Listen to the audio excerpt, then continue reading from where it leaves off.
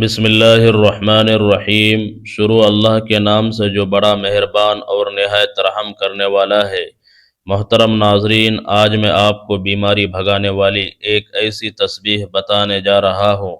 جسے دن میں کسی بھی وقت پڑھے تو رات تک بیماری کو اپنی آنکھوں سے بھاگتا دیکھیں گے اور ڈاکٹر خود دیکھ کر حیران رہ جائیں گے۔ یہ تسبیح پڑھنے سے سر سے لے کر پاؤں تک آپ کے جسم کی اندرونی و بیرونی ہر بیماری اللہ کے فضل و کرم کے ساتھ ختم ہو جائے گی۔ جس گھر میں کوئی بھی شخص کسی بھی بیماری میں مبتلا ہو، چاہے وہ چھوٹی سے چھوٹی ہو یا بڑی سے بڑی، اور کئی سالوں سے آپ علاج کروا کر تھک چکے ہو لیکن وہ بیماری ختم ہونے کا نام نہ لے رہی ہو، تو اگر آپ خود بیمار ہے تو خود یہ تسبیح پڑھ لے جس کا پورا طریقہ میں آپ کو بتانے جا رہا ہوں۔ یا پھر اگر آپ کے گھر میں کوئی دوسرا بیمار ہے جس کا علاج کروا کر آپ تھک چکے ہیں تو صبح نہار منہ یہ تسبیح پڑھ کر اس پر پھونک مار دے یا اس کو پانی پلا دے تو انشاءاللہ صبح خالی پیٹ کیا گیا یہ تسبیح کا عمل آپ کے جسم کے اندر سے اور جسم کے باہر سے جیسی بھی کوئی بیماری ہوگی اسے ختم کر دے گا اور آپ کو زندگی میں سکون مل جائے گا۔ یہ بات تو میرے تمام دیکھنے اور سننے والے بھائی بہن بخوبی جانتے ہیں کہ قرآن مجید کے ہر حرف میں ثواب ہے، تاثیر ہے، شفا ہے اور برکت رکھی ہوئی ہے۔ میرے ایسے وہ تمام لوگ جو دنیاوی طور پر کافی پریشان رہتے ہیں، بیماریوں کے اخراجات اور طبی خرچوں کی وجہ سے بہت زیادہ ذہنی دباؤ کا شکار ہو چکے ہیں، ہر وقت سینے کے اوپر بوجھ سا رہتا ہے، چھوٹی چھوٹی بات پر یا ذرا سی بات پر وہ گھبرا جاتے ہیں اور ہر وقت خود کو بے چین محسوس کرتے ہیں۔ انشاءاللہ آج کی خدمت میں جو عمل لے کر حاضر ہوا ہوں اس کو میرے بتائے ہوئے طریقے کے مطابق آپ لوگوں نے کر لینا ہے، اور میں پورے امید و یقین کے ساتھ کہتا ہوں کہ آپ کی ہر پریشانی اور بیماری ختم ہو جائے گی۔ کوئی بھی عمل یا وظیفہ شروع کرنے سے پہلے میں آپ کو ایک بہت اہم بات بتانا چاہتا ہوں کہ جو بھی اعمال یا وظائف ہم آپ کو بتاتے ہیں وہ اللہ کی طرف سے ہی ہوتے ہیں، یعنی جو اعمال آپ لوگ کرتے ہیں وہ اللہ کے کلمات ہوتے ہیں، اللہ کا ذکر ہوتے ہیں، قرآن پاک کے الفاظ ہوتے ہیں اور قرآن پاک کی ہی صورتیں ہوتی ہے جن کی برکت سے، جن کی طاقت سے اور جن کے وسیلے سے اللہ پاک شفا عطا فرماتا ہے۔ محترم ناظرین، بہت سے لوگ کہتے ہیں کہ ان وظیفوں میں کچھ نہیں رکھا اور ان اعمال میں کچھ نہیں رکھا، تو میری ان سے گزارش ہے کہ کوئی بھی بات ہم اپنی طرف سے نہیں بتاتے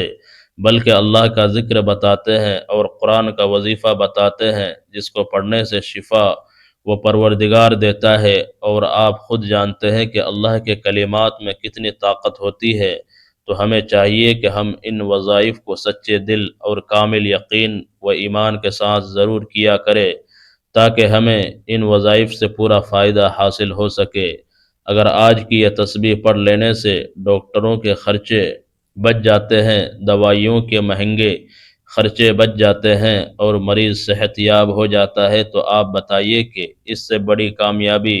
اور اس سے بڑی بات اور کیا ہو سکتی ہے؟ جو انسان صدیوں سے یا کئی سالوں سے بیماریوں کا شکار ہوتا ہے اس کی زندگی کی ایک ہی تمنا ہوتی ہے کہ اسے سکون مل جائے، اسے بیماری سے نجات مل جائے اور اسے شفا مل جائے۔ اس کے لیے شفا سب سے بڑی نعمت ہوتی ہے۔ ناظرین کرام، حضرت علی رضی اللہ تعالی عنہ کے پاس ایک شخص آتا ہے اور عرض کرتا ہے کہ مجھے رات کو ٹھیک سے نیند نہیں آتی، رات کو سو نہیں پاتا، اور جب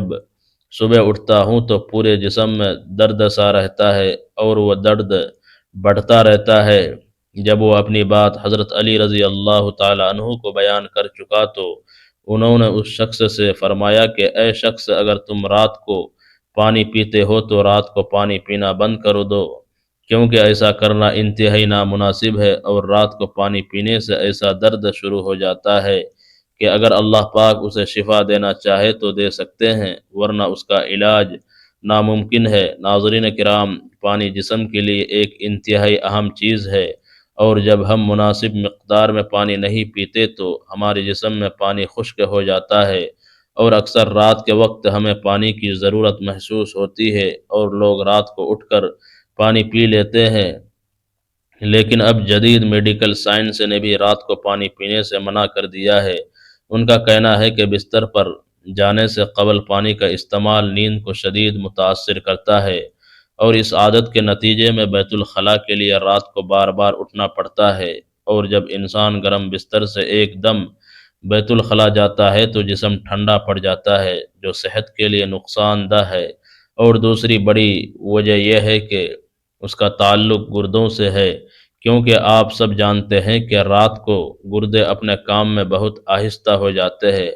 اور یہی وجہ ہے کہ کچھ افراد صبح اٹھنے پر ہاتھوں اور چہروں پر سوجن کا شکار ہو جاتے ہیں۔ اس لیے رات کو سونے سے پہلے پانی پینا ایسے افراد کے لیے مسئلہ بڑھا دیتا ہے۔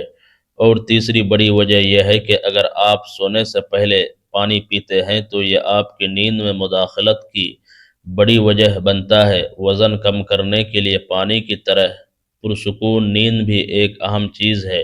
اور میڈیکل سائنس یہ کہتی ہے کہ 6 سے 8 گھنٹے کی نیند زندگی میں ایک اہم اور مثبت تبدیلی لا سکتی ہے۔ سائنس کے مطابق وہ لوگ جو کم سوتے ہیں اور وہ لوگ جو زیادہ نیند لیتے ہیں، ان دونوں کے وزن بڑھنے کے خطرات بڑھ جاتے ہیں۔ زندگی میں نیند کی اہمیت سے انکار ممکن نہیں، جس کی کمی انسان کو بیمار کر سکتی ہے، تو مناسب وقت تک سونا لمبی زندگی کے حصول میں مددگار ثابت ہو سکتا ہے۔ ایک رات کی خراب نیند آپ کا اگلا پورا دن خراب کر سکتی ہے، یعنی کام پر توجہ نہیں رہتی یا آپ کام غلط کرنے لگتے ہیں۔ تاہم نیند کی کمی سے قطع نظر اکثر افراد کو ایک عجیب مسئلے کا سامنا ہوتا ہے، اور وہ ہے سونے کے بعد آدھی رات کو اچانک آنکھ کھل جانا۔ اللہ تعالیٰ نے رات آرام کے لیے بنائی ہے، اور رات بھر کی پرسکون نیند انسانی جسم کو اگلے دن کے لیے چکا چوند کر دیتی ہے۔ محترم ناظرین، انسانی جسم کو اللہ تعالیٰ نے ایک توازن کے ساتھ تخلیق کیا ہے، اور اس توازن میں کسی قسم کا بگاڑ اس کے اندر کسی خرابی کی نشاندہی کرتا ہے۔ چینی ماہرین کی تحقیق کے مطابق اگر انسان کی آنکھ رات کے کسی ایک خاص حصے میں ہر روز کھلے تو اس کا واضح مطلب کسی خاص عضو کی خرابی ہو سکتا ہے۔ ناظرین، لیکن اس کے علاوہ بھی بہت سی وجوہات ہو سکتی ہے کہ رات کو آنکھ کیوں کھل جاتی ہے، کیونکہ اکثر لوگوں کی شکایت ہوتی ہے کہ ہماری نیند اچھی نہیں، اور رات میں کئی مرتبہ ہماری آنکھ کھل جاتی ہے اور اس وجہ سے نیند خراب ہو جاتی ہے۔ ہم میں سے شاید کوئی بھی ایسا نہیں جو رات میں 1 2 مرتبہ جاگتا نہ ہو، کیونکہ سب ہی کسی فکر یا پریشانی کی وجہ سے، اور کبھی برا خواب دیکھنے پر بھی انسان اچانک بیدار ہو جاتا ہے۔ کیا کبھی آپ نے اس چیز کا مشاہدہ کیا ہے کہ رات 3 سے 5 بجے کے دوران آپ کی عموماً آنکھ کھل جاتی ہے اور اس لمحے کے دوران آپ اچانک سے جاگ جاتے ہیں؟ یقیناً بہت سے لوگوں کے ساتھ ایسا ہوتا ہے، شاید ہم نے کبھی غور نہیں کیا۔ دنیا میں ہر امیر و غریب، نیک و بد کو قدرت کے قانون کے تحت دکھوں، غموں اور پریشانیوں سے کسی نہ کسی شکل میں ضرور واسطہ پڑتا ہے، اور دنیا مصیبتوں، غموں اور پریشانیوں کا گھر ہے۔ بعض لوگ اولاد کی نافرمانی کی وجہ سے پریشان ہے، اور کچھ لوگ مال و اسباب کے ختم ہو جانے پر غم میں ڈوبے رہتے ہیں۔ یعنی انسان کسی نہ کسی فکر یا پریشانی کی وجہ سے نیند کی کمی کا شکار ہوتا ہے، اور ان ذہنی پریشانیوں کی وجہ سے رات کو بار بار آنکھ کھلتی رہتی ہے۔ تو چلیے نبی کریم صلی اللہ علیہ وسلم کی روشنی میں آپ کو بتاتے ہیں کہ ایسا کیوں ہوتا ہے، اور پھر جدید سائنس کی روشنی میں بھی بتائیں گے کہ اگر دوبارہ آپ کے ساتھ ایسا ہو تو اس وقت آپ کو ایسا کیا کرنا چاہیے جس سے آپ کو زندگی کی ہر خوشی مل جائے۔ اگر آپ رات کو اچانک نیند سے بیدار ہو جاتے ہیں تو آپ کسی مرض میں مبتلا نہیں، بلکہ ایک خوش نصیب انسان ہے، کیونکہ اس لمحے کے دوران آپ کا رب آپ کو یاد کرتا ہے۔ یہ رحمت کے فرشتے ہوتے ہیں جو آپ کو بار بار نیند سے اٹھاتے ہیں۔ رات کے وقت اللہ تعالیٰ اپنے بندوں کے زیادہ قریب ہوتا ہے، تاکہ وہ ان کے لیے رحمت اور توجہ کے دروازے پوری طرح کھول دے۔ حضرت ابو ہریرہ رضی اللہ تعالی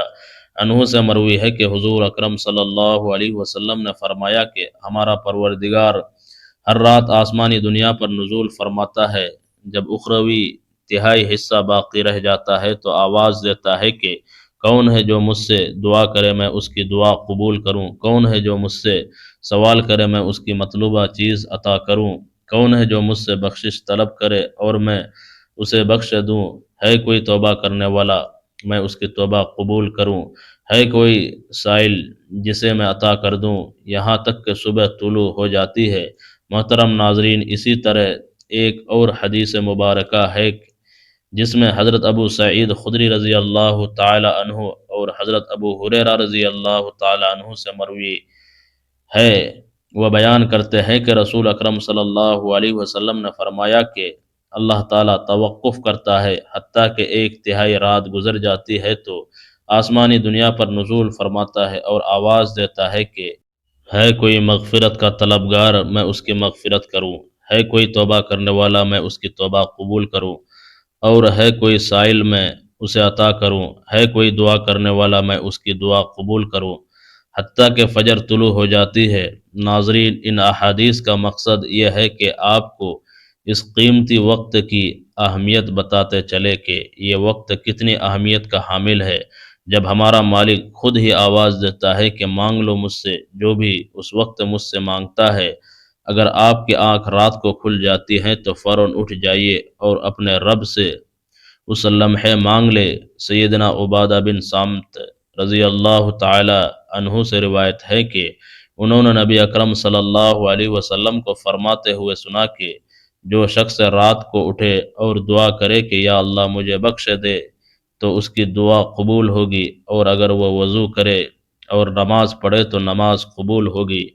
یہاں نماز سے مراد تہجد ہے۔ دوسری حدیث سنیے، حضرت سیدنا ابو سعید خدری رضی اللہ تعالی عنہ روایت کرتے ہیں کہ میں نے نبی کریم صلی اللہ علیہ وسلم کو فرماتے ہوئے سنا کہ جب تم میں سے کوئی شخص ایسا خواب دیکھے جسے وہ پسند کرتا ہے تو وہ اللہ کی طرف سے ہے، اسے اللہ کا شکر ادا کرنا چاہیے، اور اگر اس کے علاوہ کوئی ایسی چیز دیکھے جسے وہ ناپسند کرتا ہے تو وہ شیطان کی طرف سے ہے، تو اس لیے اس کے شر سے پناہ مانگیے اور اس کا ذکر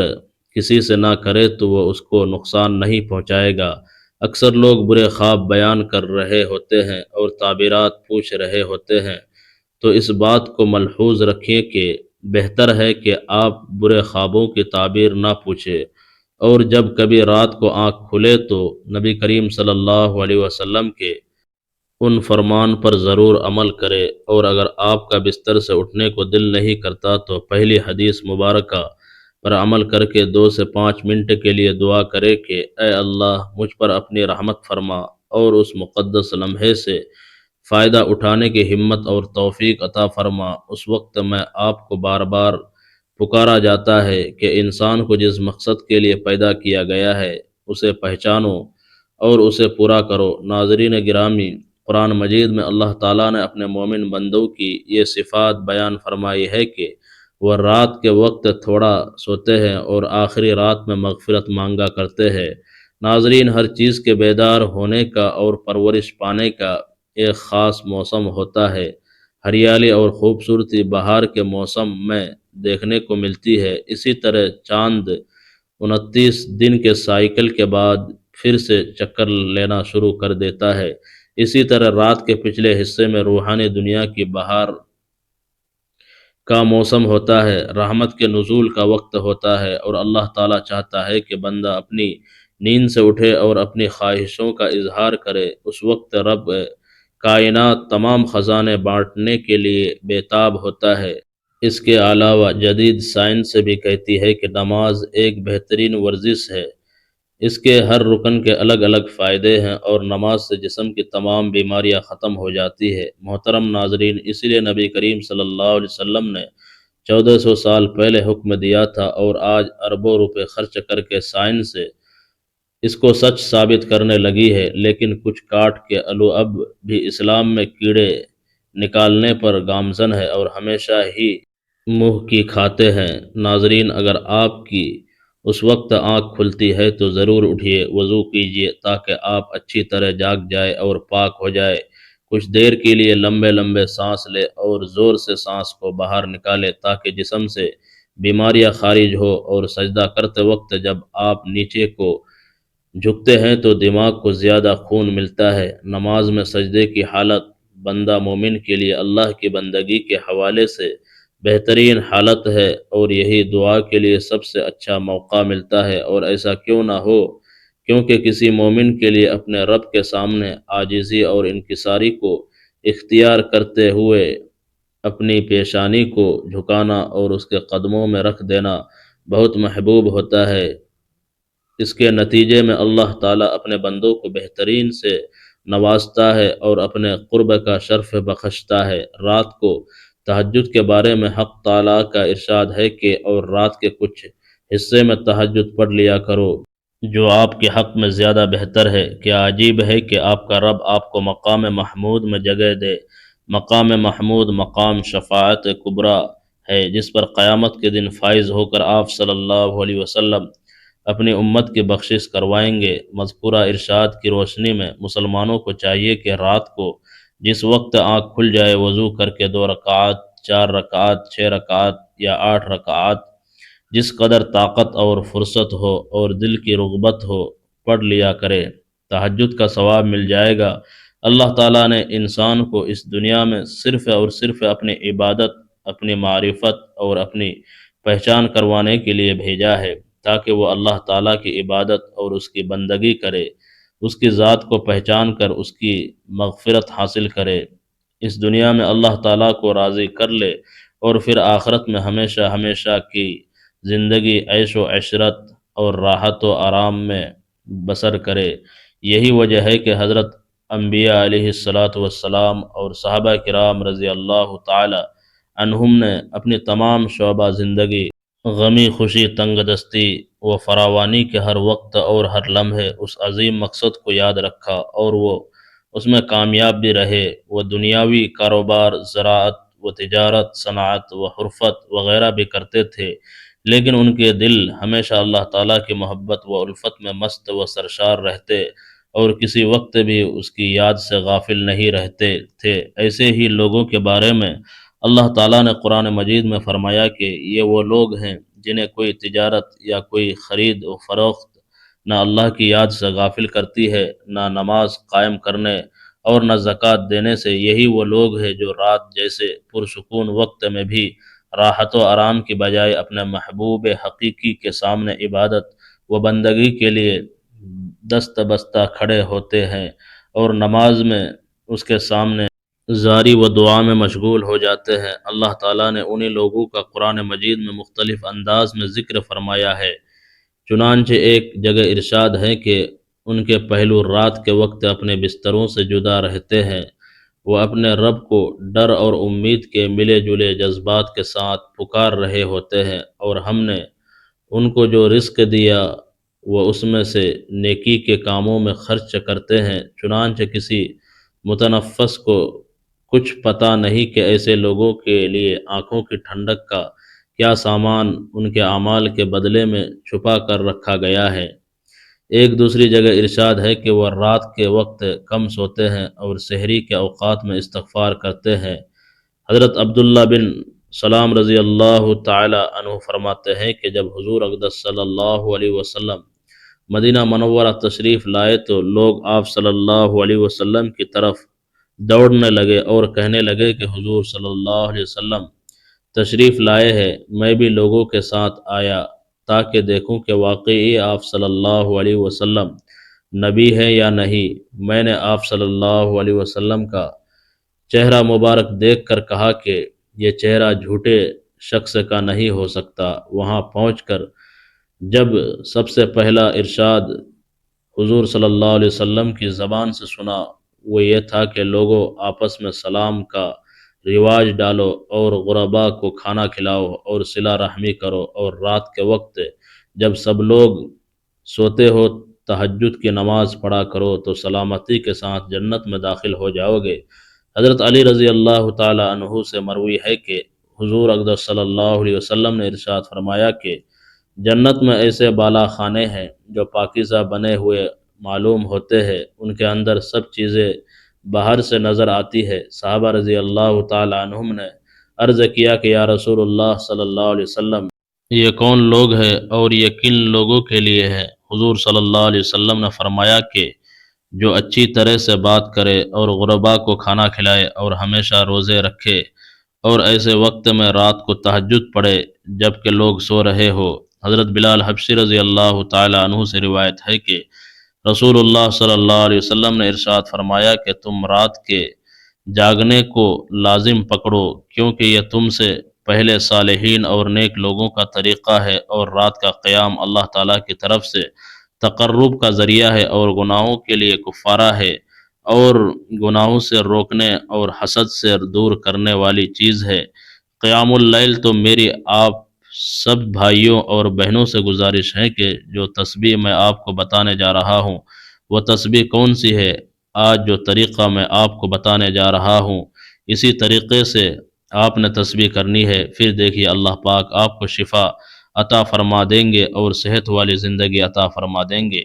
لیکن جب کوئی ڈاکٹر میڈیسن دیتا ہے تو اس کا پورا طریقہ بتاتا ہے کہ